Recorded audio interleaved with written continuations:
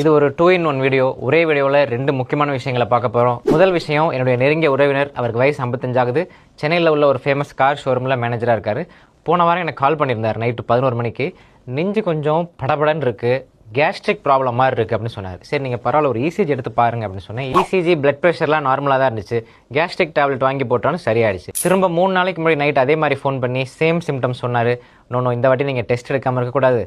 Lipid profile, LPA, high sensitivity CRP, apoB, இந்த 4 டெஸ்ட்டும் எடுத்து பாருங்கன்னு சொல்லியிருந்தேன். எல்டிஎல் 160 இருந்துச்சு. ஹை சென்சிட்டிவிட்டி சிஆர்பி 3க்குள்ளே தான் இருக்கணும், அவருக்கு 34 இருந்துச்சு. எல்பிஏ 30க்குள்ளே இருக்கணும், அவருக்கு 75 இருந்துச்சு.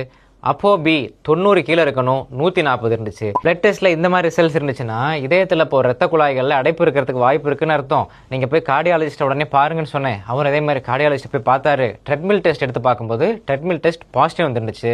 அவருக்கு ஆன்ஜியோகிராம் எடுத்து பார்த்ததுல ஒரு வெசலில் மட்டும் பிளாக் இருந்திருக்கு. மெடிக்கல் மேனேஜ்மெண்ட், அதாவது மருந்து மாத்திரைகள் மூலியமாகவே சரி பண்ணிடலாம் அப்படின்னு சொல்லிட்டாங்க.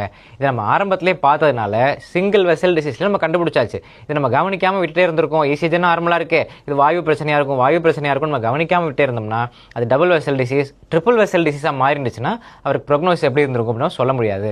ஸோ கேஸ்ட்ரிக் சிம்டம்ஸ் தான் அப்படின்னு நினச்சிட்டு செஸ்ட் பெயினை இக்னோர் பண்ணாதீங்க. இந்த 4 முக்கியமான டெஸ்ட்டும் எடுத்து பாருங்க.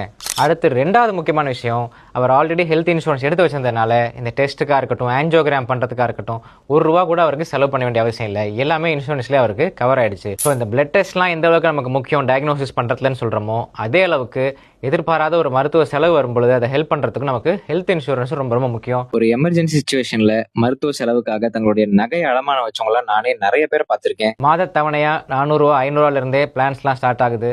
சில லட்சங்கள்ல இருந்து சில கோடிகள் வரைக்கும் கவரேஜஸ் கொடுக்குறாங்க. இதுக்குன்னு தனியாக ஒரு டெடிகேட்டட் ரிலேஷன்ஷிப் மேனேஜர் நமக்கு அலாட் பண்ணிடுவாங்க. ஆன்லைன்லேயே நம்ம பர்ச்சேஸ் பண்ணும்போது அப் டு 20% வரைக்கும் டிஸ்கவுண்ட்டும் கொடுக்குறாங்க. இந்தியாவில் உள்ள நம்பகத்தன்மை வாய்ந்த இன்சூரன்ஸ் கம்பெனிஸ்லாம் ஒருங்கிணைஞ்ச லிங்க் என்னோட பயோவில் ஆட் பண்ணியிருக்கேன், பாருங்க. நம்ம எப்பவும் சொல்ற மாதிரி தான், ஹெல்த் இன்சூரன்ஸ் அப்படிங்கிறது ஒரு தேவையில்லாத செலவு கிடையாது. எதிர்பாராத மருத்துவ செலவு திடீர்னு ஏற்படும் பொழுது நமக்கு ஹெல்ப் பண்ணக்கூடிய ஒரு அருமையான விஷயம் தான் ஹெல்த் இன்சூரன்ஸ்.